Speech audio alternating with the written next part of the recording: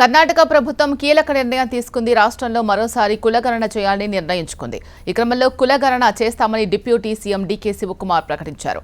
అధిష్టానం ఆదేశాలతోనే మళ్లీ కులగణన చేపడుతున్నట్లు ఆయన స్పష్టం చేశారు.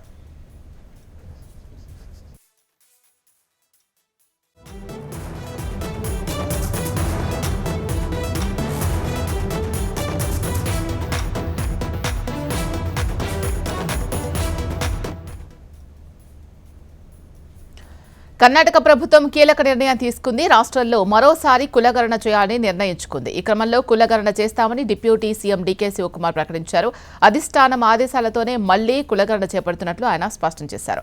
ఇక ఇదే అంశానికి సంబంధించి మరింత తాజా సమాచారం మా ఢిల్లీ ప్రతినిధి రామకృష్ణ అందిస్తారు. రామకృష్ణ, చెప్పండి అప్డేట్స్. ఇక కర్ణాటక సర్కారు సంచలన నిర్ణయం తీసుకుంది. రాష్ట్రంలో మరోసారి కులగణన చేయనున్నట్టు డిప్యూటీ సీఎం డీకే శివకుమార్ ప్రకటించారు. కాంగ్రెస్ హైకమాండ్ మరోసారి పునర్గణన చేయాలని ఆదేశించినట్టు పేర్కొన్నారు. ఈ రోజు గురువారం జరగనున్న కేబినెట్ సమావేశంలో ఈ అంశంపై చర్చించినట్టు తెలుస్తుంది. గతంలో కర్ణాటకలో కులగణన నిర్వహించారు. దీనికి సంబంధించిన రిపోర్టుల్లో తప్పుడు లెక్కలు ఉన్నాయని లింగాయత్ ఒక్కలింగ కమ్యూనిటీ వాళ్ళు ఆరోపించారు. అయితే తాజాగా హైకమాండ్ మరోసారి కులగణన చేయాలని కర్ణాటక సర్కార్ను ఆదేశించడం ప్రాధాన్యత సంతరించుకుంది. మరోవైపు కేంద్ర ప్రభుత్వం కూడా జనగణనతో పాటు కులగణన కూడా నిర్వహిస్తానని ప్రకటించేసిందే. మరి కేంద్రమే కులగణన చేస్తుండగా కర్ణాటక ప్రభుత్వం మళ్లీ ప్రత్యేకంగా ఎందుకు చేయాలనుకుంటుంది అనే అంశం చర్చనీయాంశంగా మారుతుంది. ఇప్పటికే బీహార్, తెలంగాణలో కులగణన నిర్వహించారు. అయితే ఇది ఒక రాజకీయ అంశంగా రూపుదిద్దుకుంది. మరి దీనికి సంబంధించి రాజకీయ పార్టీ పై ఎత్తులతో కులగణన అంశానికి రాజకీయ రంగు పులిమారు. మరి దీంతో రాష్ట్రాలు కూడా అప్రమత్తమవుతున్నాయి. మరి ఎందుకంటే ఇప్పుడు కేంద్రం జనగణనతో పాటు ఈ కులగణన కూడా చేయాలనుకుంది. 2027లో జనగణన చేయాల్సి ఉంది. మరి ఈ నేపథ్యంలో 2026లో కులగణన చేయాలని చెప్పేసి కూడా కేంద్రం కూడా ప్రకటన జారీ చేయడం తెలిసిందే. మరి ఈ నేపథ్యంలో ఈ కులం వాళ్ళు ఎంతమంది ఉన్నారు, మరి బీసీలు ఎంతమంది సపోర్ట్, ఎవరికి ఎంత సపోర్ట్ ఉంది, ఎంతమంది ఉన్నారు, బీసీలు ఎంతమంది ఉన్నారు, మిగతా క్యాస్ట్ ఎంతమంది ఉన్నది క్లియర్ కట్ గా కేంద్రం కూడా ఒక పక్కా పద్ధతి ప్రకారం చేయబోతుంది. మరి ఈ నేపథ్యంలో కర్ణాటక సర్కారు ఇలాంటి నిర్ణయం తీసుకోవడంపై కూడా చాలా ఆశ్చర్యంగా అందరూ కూడా ఆలోచిస్తున్నారు. మరి ముఖ్యంగా కర్ణాటకలో లింగాయత్తు ఒక్కలింగ కమ్యూనిటీలు మాత్రం ఈ కర్ణాటకలో జరిగినటువంటి కులగణన అంతా కూడా తప్పులు తడకలుగా ఉంది. సరైన ప్రాతిపదికగా చేయలేదు కాబట్టి మరోసారి చేయాలని డిమాండ్ కూడా చేశారు. దీంతో ఈ నిర్ణయంతోనే కర్ణాటక సర్కారు మరోసారి ఈ కులగణనకు అవకాశం ఇచ్చిందని తెలుస్తుంది. కాంగ్రెస్ హైకమాండ్ కూడా ఇంకోసారి నిర్వహించాలని చెప్పేసి ఇప్పటికే కర్ణాటక ముఖ్యమంత్రి సిద్ధరామయ్యను ఆదేశించిన నేపథ్యంలో ఇక్కడ కర్ణాటక సర్కారు మరోసారి కులగణన అనేది ప్రారంభించబోతుంది.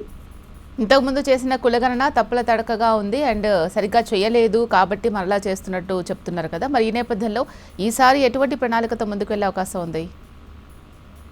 అంటే కొన్ని క్యాస్ట్లకి సంబంధించి డేటా సరిగా లేకపోవడం, ఆ నేపథ్యంలోనే ఇక ఈ రెండు కమ్యూనిటీస్ ముఖ్యంగా కర్ణాటకకి సంబంధించి చూసుకున్నట్టుగా లింగాయత్ కమ్యూనిటీ చాలా పెద్ద కమ్యూనిటీ, ఒక్కలింగ కమ్యూనిటీ కూడా ఈ సరిగా జరగలేదు కులగణన అనేది ప్రధానంగా మీరు ఆరోపిస్తున్నారు. దానికి కొంచెం కారణమేంటంటే వాళ్ళు తీసుకున్నటువంటి శాస్త్రీయమైన ఈ పద్ధతులు ఏమని ఆ పద్ధతులను మార్చి మరి కొత్త పద్ధతుల్లో ఈసారి చేపట్టే అవకాశం ఉంది.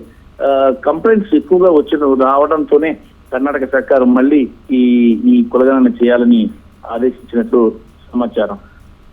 మరి గతంలో ఆల్రెడీ ఒకసారి చేశారు కాబట్టి ఈసారి ప్రజల నుంచి ఎటువంటి స్పందన వచ్చే అవకాశం ఉంది మళ్ళీ కులగణన అంటే ఇప్పుడు గతంలో చేసిన దానికి మళ్ళీ చేస్తే దానికి గతంలో ఏకంగా రిజల్ట్ వచ్చింది. మళ్ళీ ఇప్పుడు రిజల్ట్ అదే విధంగా వస్తుందా లేదంటే మళ్ళీ వేరే విధంగా వస్తుందో చూడాలి. ఎందుకంటే ప్రజల నుంచి అయితే సమస్య లేదు, ప్రజలంతా కూడా సపోర్ట్ చేస్తారు ఈ కులగణనకి సంబంధించిన సర్వేకి. మరి ఈ నేపథ్యంలో ఇక్కడ కొన్ని కమ్యూనిటీలకు సంబంధించి ఈ వాళ్ళ పర్సంటేజ్ కానీ వాళ్ళ శాతాన్ని కానీ తక్కువగా చూపించినప్పుడు సమస్య ఏర్పడుతుంది. వాస్తవంగా యథావిధిగా చూపిస్తే ఇక్కడ సమస్య ఏమీ కాదు. ఏమైనా రాజకీయ పరమైన అంశాలను కానీ మేళవింపు చేస్తేనే సమస్యలు వస్తాయి. కాబట్టి ఇక మిగతా అంటే ప్రతిపక్ష పార్టీలన్నీ కూడా ఈ కులగణన అంశాన్ని చాలా డీప్ గా అబ్జర్వ్ చేస్తున్నాయి. కాబట్టి ఈసారి రాష్ట్ర ప్రభుత్వాలు కూడా చాలా స్ట్రాంగ్ గా చేస్తాయి. అయితే ఏంటంటే ఇక్కడ ప్రధానంగా వాళ్ళకి ఎలాగో సెంటర్ చేస్తుంది కదా, ఇప్పుడు ఆల్రెడీ చేశారు, మళ్ళీ సెంటర్ కూడా చేస్తుంది వాళ్ళు అన్నప్పుడు మళ్ళీ ఎందుకు చేయాలి కులగణన అనేది కూడా ఒక ప్రశ్నలు తలెత్తుతున్నాయి. కానీ కర్ణాటక సర్కారు సెంటర్ ని నమ్మటం లేదు, తామే చేస్తాం తమ రాష్ట్రానికి అని చెప్తుంది.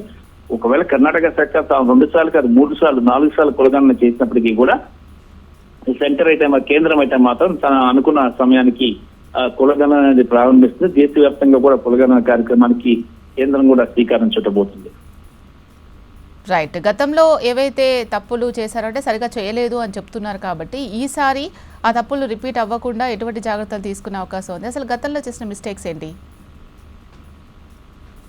అంటే గతంలో 3 స్టేజెస్ లో చేశారు సర్వే అనేది. షెడ్యూల్ క్యాస్ట్, సబ్ క్లాసిఫికేషన్, అలాగే ఇంకా ఇక్కడ అనేక రకాల స్టెప్స్ అన్ని కూడా తీసుకున్నారు చేసినప్పుడు. అయినప్పటికీ కూడా కొంత దళిత్స్ కొంతమంది కూడా దీనిలో అబ్జెక్షన్స్ చేయడం ఇవన్నీ కూడా ఏర్పడాయి. దాంతోనే ఇక కొన్ని అంటే తప్పులు తడకలుగా జరిగిందని అంటున్నారు. మరి తప్పులు తడకలుగా జరిగింది అంటే దానికి మళ్ళీ చేయాల్సిందే.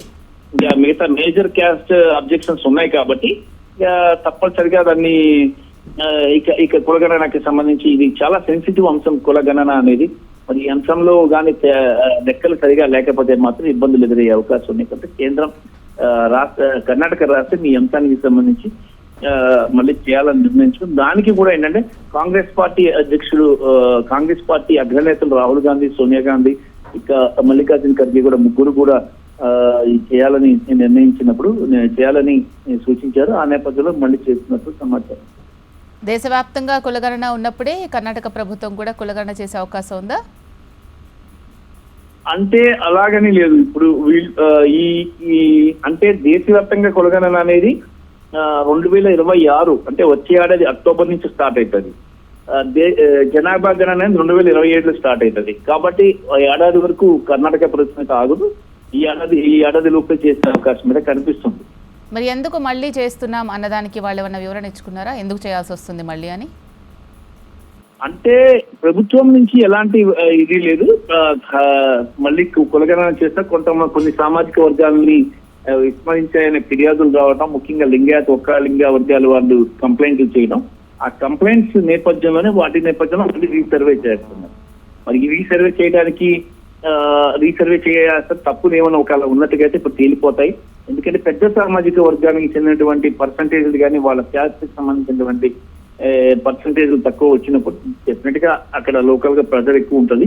ఈ నేపథ్యంలోనే వాళ్ళందరూ కూడా ప్రభుత్వం మీద ఎక్కువ ప్రెజర్ తీసుకొచ్చారు. మరి ఈ అంశానికి సంబంధించి మళ్ళీ చేయాలా వద్దా అనే అంశానికి సంబంధించి ఈ రోజు రాహుల్ గాంధీ మల్లికార్జున ఖర్గే ఇద్దరు కూడా డిసైడ్ చేశారు. ఆ సమయంలో అక్కడ రేవంత్ రెడ్డి కూడా ఉన్నారు. మరి ఒకవైపు ఎన్డీఏ 11 ఏళ్ల పాలన మీద ప్రజల్లోకి తీసుకెళ్లాలి. అలాగే కులగణన అనేది కాంగ్రెస్ పాలిత రాష్ట్రాల్లో మళ్ళీ కాంగ్రెస్ పాలిత రాష్ట్రాలు ఈ అంశానికి సంబంధించి చాలా పక్కగా చేయాలి. ఎక్కడ సర్వేల్లో కూడా ఎలాంటి తేడాలు రాకూడదు అని చెప్పడం జరిగింది. మరి అయితే కర్ణాటక సంబంధించి ఎక్కువ కంప్లైంట్స్ వచ్చాయి కాబట్టి ఇక్కడ మళ్ళీ 2 సార్లు చేస్తున్నారు. రైట్. Thank you Ramakrishna.